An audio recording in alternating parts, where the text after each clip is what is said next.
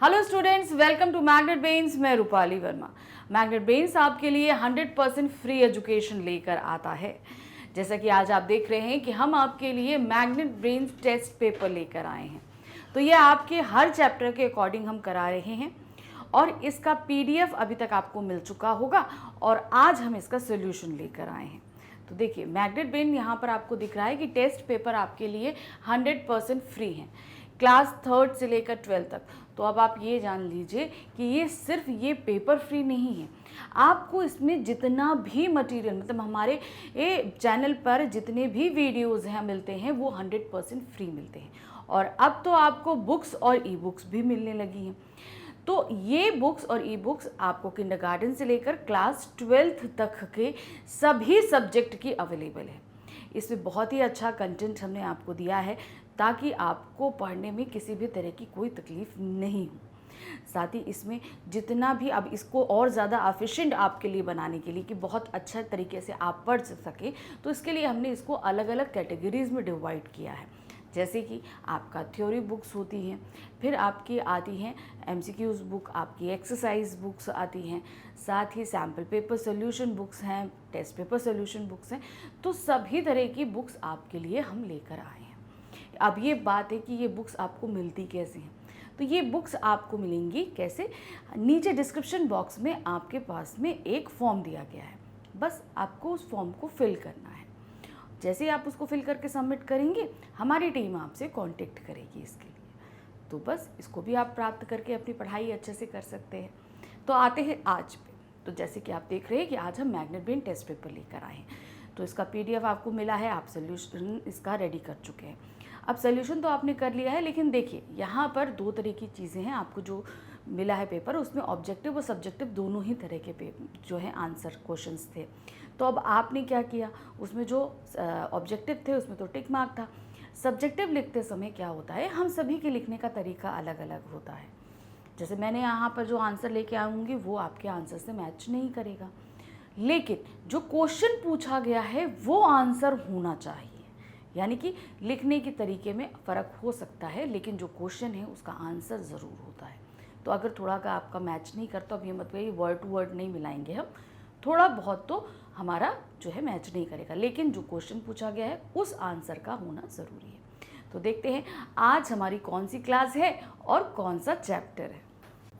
तो आज की हमारी जो क्लास है वो है क्लास 10th हिंदी कोर्स ए क्षितिज भाग 2 का काव्य खंड। ये बुक हमारी 2 खंडों में विभक्त है। तो काव्य खंड का हमारा जो है अध्याय दूसरा है राम लक्ष्मण परशुराम संवाद। इस चैप्टर का हम आज टेस्ट पेपर जो हमने आपको दिया हुआ है, तो चलिए फटाफट इसको सॉल्व कर लेते हैं। मैंने आपको बता भी दिया है कि बिल्कुल भी सब्जेक्टिव क्वेश्चन में आप परेशान मत होइएगा कि थोड़ा बहुत तो डिफरेंस रहेगा, लेकिन बस ये आपको देखना है कि क्वेश्चन के साथ आंसर्स मिलने चाहिए हमारे।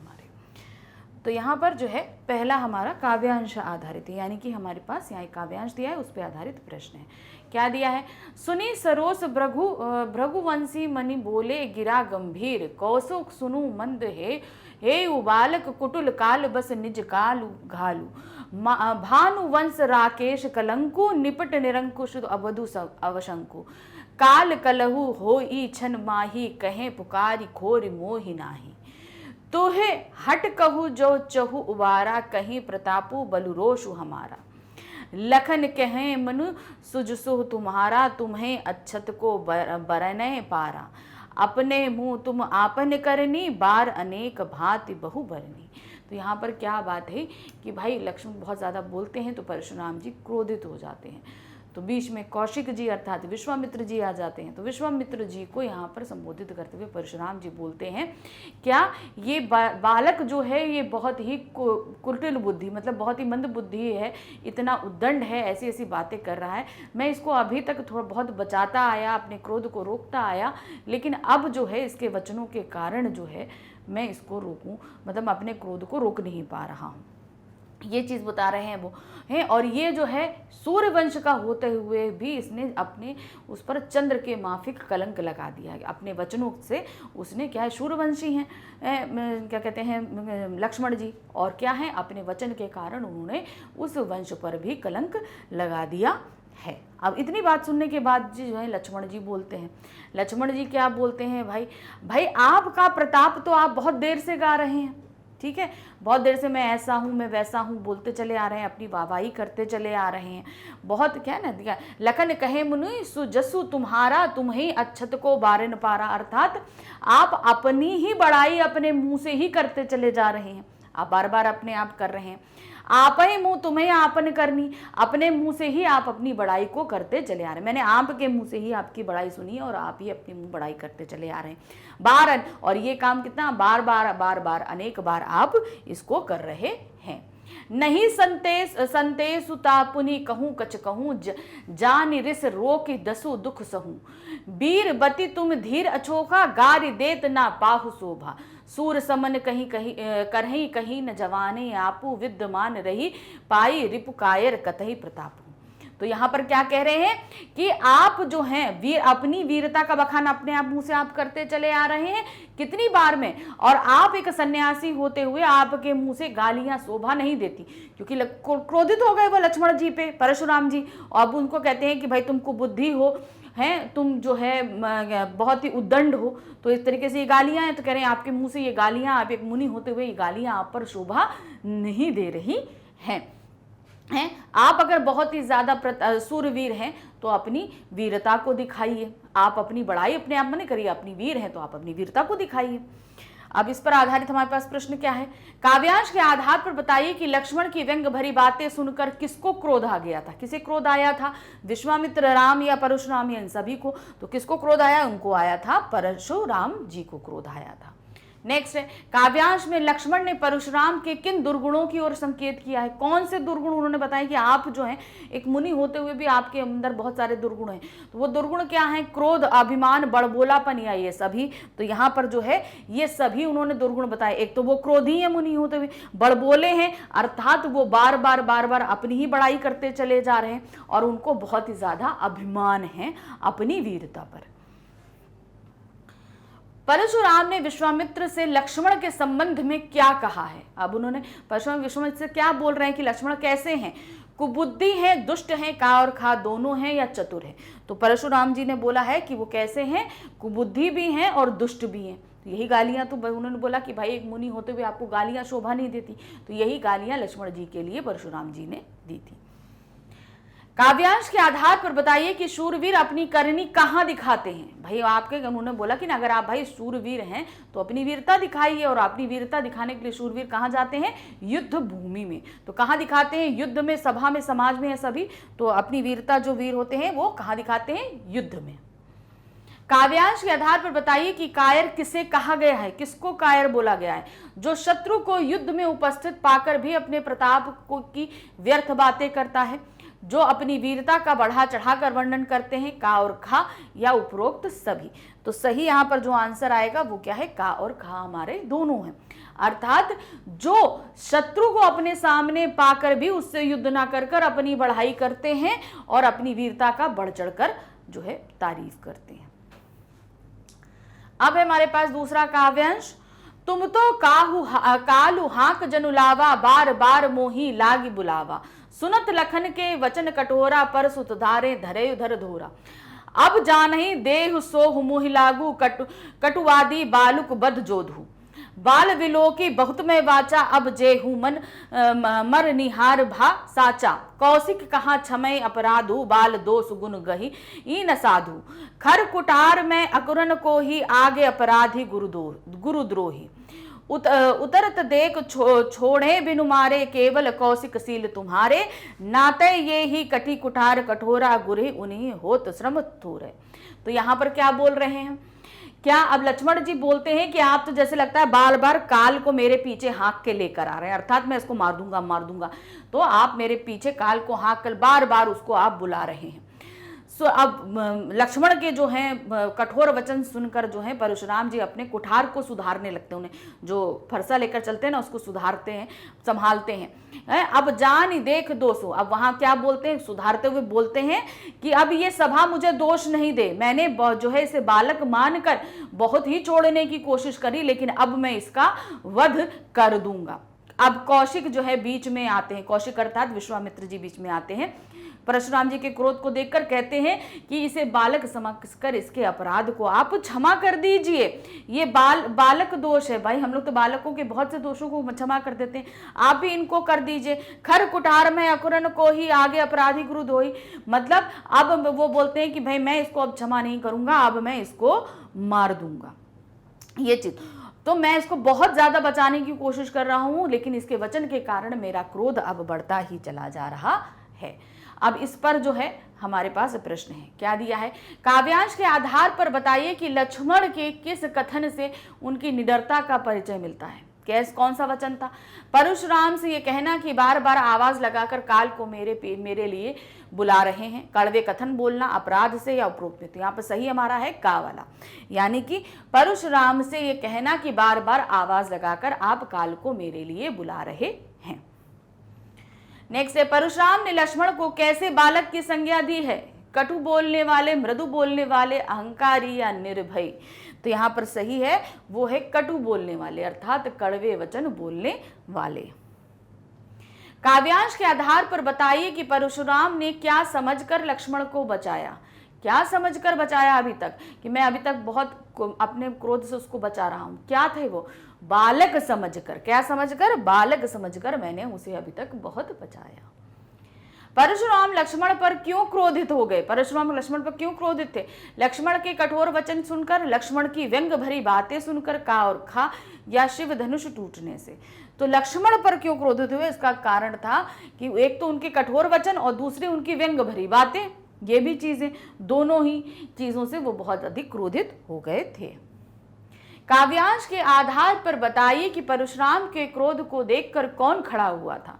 कौन खड़ा हुआ था, लक्ष्मण, श्री राम, विश्वामित्र या सभाजन।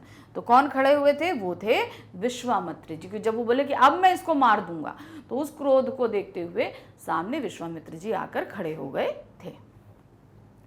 अब हमारे पास में आ रहे हैं हमारे सब्जेक्टिव क्वेश्चन, यानी कि वर्णनात्मक प्रश्न। तो पहला प्रश्न है उसके हिसाब से, परशुराम के क्रोध का मूल कारण था, स्पष्ट कीजिए। तो हमारी ये प्रश्न पत्र का 11वां है, लेकिन हमारे वर्णनात्मक प्रश्न का पहला है। अब हमें यहाँ बताना है परशुराम के क्रोध का मूल कारण क्या था। मूल कारण क्या था, शिव का धनुष टूटना। शिव के बहुत बड़े भक्त हैं परशुराम जी। अब उनका जो है धनुष टूटा, इस बात से वो क्रोधित होकर सभा में आ गए थे। तो क्या था, सीता स्वयंवर के दौरान राम ने राजा जनक के दरबार में रखे धनुष को उठाकर उस पर प्रत्यंचा चढ़ाने की कोशिश की। इसी क्रम में वह धनुष उनसे टूट गया। उस धनुष का टूटना ही परशुराम के क्रोध का मूल कारण था, क्योंकि वास्तव में वह धनुष भगवान शिव का था और परशुराम शिव जी के अनन्य भक्त थे। सिंपल सा आंसर आएगा। नेक्स्ट है, परशुराम ने सहस्त्रबाहु को अपना शत्रु क्यों माना था। अब उन्होंने ये जो हमने जो जितने भी पद पढ़े हैं, इनमें क्या था, हमने उनको बताया, देखा था, बोल रहे थे परशुराम जी कि मेरा सबसे बड़ा शत्रु जो है वो सहस्त्रबाहु था। तो भाई सहस्त्रबाहु सबसे बड़ा था क्यों, इसकी भी तो कोई कारण होगा ना। तो आप देखिए उसका कारण क्या था। एक बार सहस्त्रबाहु शिकार खेलता हुआ जगदम ऋषि के आश्रम में आया। आप देखिए जमदग्नि जो हैं वो कौन है, परशुराम जी के पिता हैं, के आश्रम में आया और ऋषि जमदग्नि से कामधेनु गाय एक ऐसी गाय थी जो सभी कामनाओं को, मतलब आप उस गाय के पास जाइए और उससे किसी भी चीज की कामना करिए, वो आपको पूरी करके देती थी। की मांग की उसने, सहस्त्रबाहु ने बोला कि आप मुझे ऋषि मुनि ये गाय दे दीजिए। ऋषि ने सहस्त्रबाहु को गाय देने से मना कर दिया। इस पर उसने कामधेनु गाय को का बलपूर्वक अपहरण कर लिया। इससे क्रोधित होकर परशुराम ने उसे अपना शत्रु घोषित कर दिया और उसका वध भी कर दिया। तो भाई ऋषि ने जब नहीं दिया तो बलपूर्वक ले गया और उसे, अब उनके पिताजी का अपमान हुआ था परशुराम जी के, तो इस चीज से वो बहुत क्रोधित हुए और उसे अपना शत्रु घोषित कर दिया। स्वयंवर स्थल पर धनुष तोड़ने वाले को परशुराम ने किस प्रकार धमकाया। अब जब वहां पर आए तो उन्हें नहीं पता था कि भाई किसने धनुष तोड़ा है। तो अब उन्होंने क्या बोला था कि जो है जिसने भी ये धनुष तोड़ा है वो मेरा वैसे ही शत्रु है जैसे सहस्त्रबाहु था। तो सबको धमकाया था। कैसे था, परशुराम शिव भक्त थे, इसलिए उन्होंने शिव धनुष तोड़ने वाले को धमकाते हुए कहा कि जिस किसी ने भगवान शिव के इस धनुष को तोड़ा है वह सहस्त्रबाहु के समान मेरा शत्रु है। यदि शिव के धनुष को तोड़ने वाला इस सभा में से अलग नहीं हुआ तो सभा में उपस्थित सभी राजा मेरे हाथों मारे जाएंगे। तो इसी तरीके से मतलब जो भी है वो पहले अलग होकर खड़ा हो जाए, नहीं तो मैं इस पूरी सभा को मार दूंगा, ऐसा उन्होंने बोला था। परशुराम ने कौशिक कहकर किसे संबोधित किया है, उनका कौशिक को संबोधित करने का क्या कारण हो सकता है? तो उन्होंने कौशिक कहकर किसे संबोधित किया? विश्वामित्र को। अब कौशिक कहकर कहने का अब उन्हें कौशिक क्यों बोला जाता है विश्वामित्र को? कारण ये है, देखिए यहां पर परशुराम ने ऋषि विश्वामित्र को कौशिक कहकर संबोधित किया है क्योंकि विश्वामित्र राम और लक्ष्मण के गुरु थे और केवल वे ही लक्ष्मण के कटु वचन को बोलने से मना कर सकते थे। कहने का मतलब है उनके गुरु थे, अब वो जिस तरीके से बोल रहे थे लक्ष्मण जी, उनको परशुराम जी का क्रोध बढ़ता जा रहा था, तो उन्होंने बोला, इसीलिए उन्होंने कौशिक को बुलाया कि भाई इसको आप शांत करा लो, नहीं तो मेरे हाथों इसका वध हो जाएगा। इसीलिए उन्होंने उनको इसके अतिरिक्त विश्वामित्र परशुराम तथा लक्ष्मण दोनों के ही स्वभाव से भली भांति परिचित थे। अब लक्ष्मण जी परशुराम जी के स्वभाव से परिचित नहीं थे और परशुराम जी ये नहीं जानते थे कि लक्ष्मण और राम कौन है, ये वो नहीं जानते थे। लेकिन विश्वामित्र जी वहां पर दोनों लोगों से परिचित थे, इसलिए दोनों लोगों को शांत कराने का काम वो बहुत ही आसानी से कर सकते थे। शूरवीर और कायर में क्या अंतर है, पठित पाठ के आलोक में स्पष्ट कीजिए। अब ये जो पाठ हमने पढ़ा है, शूरवीर कौन होता है और कायर कौन होता है। तो शूरवीर कौन है? तो जो युद्ध में वीरता दिखाए, और कायर कौन? जो बड़ बड़ बातें करे। तो यहाँ पर देखिए क्या है, राम लक्ष्मण परशुराम संवाद पाठ में लक्ष्मण ने शूरवीर कायर की विशेषता बताते हुए उनके मध्य अंतर को स्पष्ट किया है। शूरवीर व्यक्ति स्वयं अपने मुख से अपनी प्रशंसा नहीं करते, वे युद्ध भूमि में अपनी वीरता का प्रमाण युद्ध कौशल से देते हैं, जबकि शत्रु को युद्ध भूमि में उपस्थित देखकर भी युद्ध ना कर केवल बातों से अपनी शक्ति और सामर्थ्य की डींग मारने वाले कायर होते हैं। तो अगर शूरवीर हैं तो युद्ध भूमि में जाकर आप युद्ध करिए, और अगर आप आपके सामने आपका शत्रु मौजूद है और आप बढ़ चढ़ कर अपनी डींगे मांग रहे हैं, हाके मार रहे हैं और आप कुछ कर नहीं रहे, तो इससे बड़ा कोई कायर नहीं हो सकता। भृगुसुत और गाधिसुनु शब्द यहां किन किन के लिए प्रयुक्त हुए हैं? राम लक्ष्मण परशुराम पाठ संवाद के आधार पर स्पष्ट कीजिए। देखिए यहाँ भृगुसुत जो है वो किसके लिए इस्तेमाल किया गया है? परशुराम जी के, क्योंकि वह भृगुकुल के वंशज हैं, ठीक है। और गाधिसुनो जो है वो किसके लिए इस्तेमाल किया गया है? वो विश्वामित्र जी के लिए इस्तेमाल किया गया है। देखिए कैसे है, राम लक्ष्मण परशुराम संवाद प्रसंग के अंतर्गत भृगुसुत शब्द का प्रयोग परशुराम और गाधिसुनु का प्रयोग विश्वामित्र के लिए किया गया है। जब परशुराम फरसा दिखाते हुए अपने पराक्रम का स्वयं बखान कर लक्ष्मण को डराना चाहते हैं तो लक्ष्मण उनसे कहते हैं, मैंने तो आपको भृगुवंशी समझकर और यज्ञोपति यानी जनेऊ पहने हुए देखकर अपने क्रोध को सह लिया, क्योंकि एक ब्राह्मण जनेऊ धारण करता है, तो मैंने आपको जनेऊ धारण किए हुए देखकर अपने क्रोध को शांत कर लिया। वस्तुतः परशुराम जमग्नि के पुत्र और भृगु ऋषि के पौत्र थे। ऋषि गाधी के पुत्र होने के कारण विश्वामित्र को गाधिसुनु कहा जाता है। तो देखिए क्या है, गाधी जो है, गाधी के पुत्र कौन है? विश्वामित्र, इसलिए उन्हें गाधिसुनु कहा जाता है। और भृगु के पौत्र होने के कारण परशुराम जी को भृगुवंशी कहा जाता है। लक्ष्मण द्वारा परशुराम के शील के संसार में प्रसिद्ध होने की बात में निहित व्यंग को स्पष्ट कीजिए।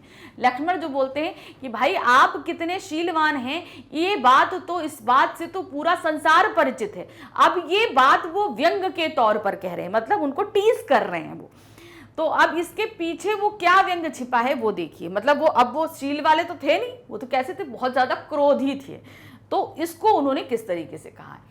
लक्ष्मण परशुराम के क्रोधी स्वभाव पर व्यंग करते हुए उनके शील स्वभाव के विश्व प्रसिद्ध होने की बात कहते हैं। वे परशुराम पर व्यंग करते हुए कहते हैं कि आपके शील स्वभाव अर्थात क्रोध से संपूर्ण विश्व परिचित है। शीलवान व्यक्ति का चित्त शांत होता है, वह क्रोध नहीं करता। इस प्रकार यदि परशुराम स्वयं को शीलवान समझते हैं तो यह अत्यंत ही हास्यप्रद है।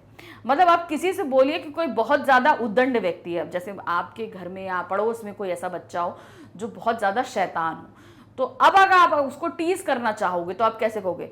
मुझे पता है तुमसे जैसा सीधा लड़का इस पूरी कॉलोनी में नहीं है। आपने उसको टीज किया ना, अपोजिट वर्ड बोल के। उसी तरीके से यहाँ पे लक्ष्मण ने जो क्या किया, वो परशुराम को टीज किया। कैसे? उनको अपोजिट बोला। अब वो बहुत ज्यादा क्रोधी ऋषि हैं, ये बात विश्व प्रसिद्ध है, लेकिन उनको टीज करते हुए उन्होंने क्या बोला कि आपके शील से तो ये पूरा संसार प्रचलित है, परिचित है। तो यहां पर कहने का यानी कि उनको हास्यपद तरीके से, यानी उनको टीज कर रहे हैं, व्यंग कर रहे हैं, ऐसा उन्होंने कहा है।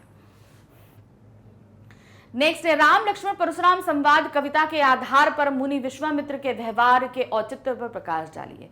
उनका व्यवहार बहुत ही शील है, काम में है, सामंजस्य बैठाने वाला है। तो आपको ऐसे उनके व्यवहार के बारे में बताना है। तो देखिए कैसे दिया है, राम लक्ष्मण परशुराम संवाद में मुनि विश्वामित्र का व्यवहार परिस्थिति के अनुरूप था। उनका व्यवहार अत्यंत संयमित तथा शांत था। संयमित था मतलब वो चाहते थे कि सभा में शांति हो जाए, तो परशुराम से भी और लक्ष्मण से भी, दोनों से ही संयम तरीके से बैठाने की बात वो कर रहे थे। उन्होंने लक्ष्मण को परशुराम के क्रोध से बचाने के लिए परशुराम के क्रोध को शांत करने का प्रयास किया और उन्हें यह स्मरण कराया कि अबोध बालकों को क्षमा करना ही साधु पुरुषों का धर्म होता। भाई खुद वो भी एक साधु ही है विश्वामित्र जी, तो ये चीज यहाँ पर उन्होंने परशुराम जी को याद दिलवाई। विश्वामित्र को दोनों भाइयों की वीरता व युद्ध कौशल पर संदेह नहीं था। वो जानते थे कि राम और लक्ष्मण जो है बहुत ही ज्यादा वीर हैं, जिस कारण वो इस बात पर मन ही मन हंस रहे थे कि मुनि परशुराम राम लक्ष्मण को साधारण क्षत्रिय सुकुमार समझ रहे हैं। मुनिवर अभी तक उनके वास्तविक स्वरूप से परिचित नहीं है। वो सोच रहे थे कि बड़ा ही साधारण है, जबकि वो साधारण नहीं थे, उनके वो बहुत ही ज्यादा कैसे थे, वीर थे। और इसी चीज को सोचकर विश्वामित्र मन ही मन प्रसन्न हो रहे थे। नेक्स्ट क्वेश्चन है, लक्ष्मण ने परशुराम के लिए कैसी व्यंग्यवाणी का सहारा लिया था, उसका परिणाम क्या हुआ। भाई उन्होंने बहुत जगह व्यंग्यवाणी का इस्तेमाल किया। अब इसका परिणाम क्या हो रहा था, परशुराम जी का क्रोध बढ़ता जा रहा था, बढ़ता जा रहा था, यही हो रहा था ना। तो कैसे इसको देखेंगे, लिखेंगे। देखिए, परशुराम से संवाद के दौरान लक्ष्मण ने व्यंग्यपूर्ण बातों का सहारा लेकर उन्हें अत्यंत चुभने वाली और अपमानजनक बातें कही। उन्होंने शिव धनुष को सामान्य धनुष बताकर बचपन में ऐसे कितने धनुष तोड़े बात बताई। लक्ष्मण का कहना था कि धनुष काफी पुराना है, इसलिए वह श्री राम के छूने मात्र से टूट गया था। लक्ष्मण ने परशुराम की वाणी की तुलना वज्र से करते हुए उनके फरसे व धनुष को व्यर्थ सिद्ध किया। उन्हें स्वयं अपने प्रताप की डींग हाँकने वाला कायर बताकर प्रमाणित किया। उन पर शत्रु से डर कर युद्ध न करने और केवल घर में ही वीर होने की आरोप मढ़ा। लक्ष्मण के ऐसे कहने का परिणाम यह हुआ। अब जो भी उन्होंने टीजिंग बात की, हमने तो यहाँ कुछ करी है, बहुत सारी टीजिंग बात उन्होंने बोली है ना परशुराम जी को, तो आप यहाँ पर कुछ भी लिख सकते हैं। तो सारी टीजिंग बात लिखेंगे। अब इसका परिणाम आप बताओ कि क्या हुआ। वहां उपस्थित सभी लोगों ने लक्ष्मण के व्यवहार को अनुचित कहा और अंततः श्री राम ने मधुर और संतुलित वाणी में विनीत कर परशुराम की क्रोधाग्नि को शांत किया। अब यहाँ पर आप ऐसे भी लिख सकते हैं कि इन सभी व्यंग्यपूर्ण बातों के कारण परशुराम का क्रोध अत्यधिक बढ़ता जा रहा था। इस अत्यधिक बढ़ते क्रोध को और लक्ष्मण की बातों को खंडित करने के लिए सारी सभा एक तरफ हो गई। उन सभी ने लक्ष्मण की बातों को गलत सिद्ध किया और परशुराम जी की क्रोधाग्नि को बढ़ता देखकर राम जी ने उनकी क्रोधाग्नि को शांत करने के लिए संयमित और शांत भाषा में जो है उनसे परशुराम जी से बात करी। आप ऐसे भी कर सकते हो। लास्ट क्वेश्चन है हमारे टेस्ट पेपर का, देखिए क्या है। राम लक्ष्मण परशुराम संवाद पाठ के आधार पर तुलसीदास के भाषा सौंदर्य पर टिप्पणी कीजिए। अब तुलसीदास जी की जो भाषा हमारे सामने यहाँ पर रही है, हमको वो बतानी है। तो यहाँ पर हम सभी को पता है कि ये जो खंड लिया गया है ये रामचरितमानस से लिया गया है। तो रामचरितमानस टोटल आपकी अवधी भाषा में लिखी गई है। तो राम लक्ष्मण परशुराम संवाद तुलसीदास द्वारा अवधी भाषा में रचित प्रकरण है, जिसमें उन्होंने दोहा, चौपाई, छंद शैली का प्रयोग किया। अब हमने यहाँ पर देखा दोहा भी थी, चौपाइयाँ भी हैं और छंद भी, सभी कुछ हमारे सामने मौजूद था इस पाठ में। काव्य में वीर रस की प्रधानता है तथा व्यंग्योक्तियों के माध्यम से व्यंजना शैली अभिव्यक्त हुई है। बहुत सारे व्यंग्य किए गए हैं इसमें। सकल संसार हरि हमरे काज करियो कत बाल को बोली इत्यादि में अनुप्रास अलंकार है। सहस्त्र बाहु सम सो रिपु मोरा धनु सम रिपुरारी दी धनु में उपमा अलंकार है। रघुकुल भानु में रूपक व सो जनु हमरे उमाथो काड़ा में उत्प्रेक्षा अलंकार है। तो इस तरीके से हमने यहाँ पे 4 अलंकार निकाली है, अनुप्रास, रूपक, उपमा और उत्प्रेक्षा। तो आप थोड़ा थोड़ा सा लर्न करके यहाँ पर निकाल सकते हो। भाई बहुत बड़ा चैप्टर है ये, तो उसमें से कुछ लाइंस तो हमें याद ही हो सकती हैं, तो वो अलंकार निकाल के आप यहाँ पर रख लोगे। तो इस तरीके से यहाँ पर हमने भाषा सौंदर्य तुलसीदास जी का बता दिया। तो ये पूरा चैप्टर हमारा यहाँ समाप्त हुआ। आप सभी ने अच्छे से पेपर किया, आप सभी को अच्छे से समझ में आया, बहुत अच्छी बात है।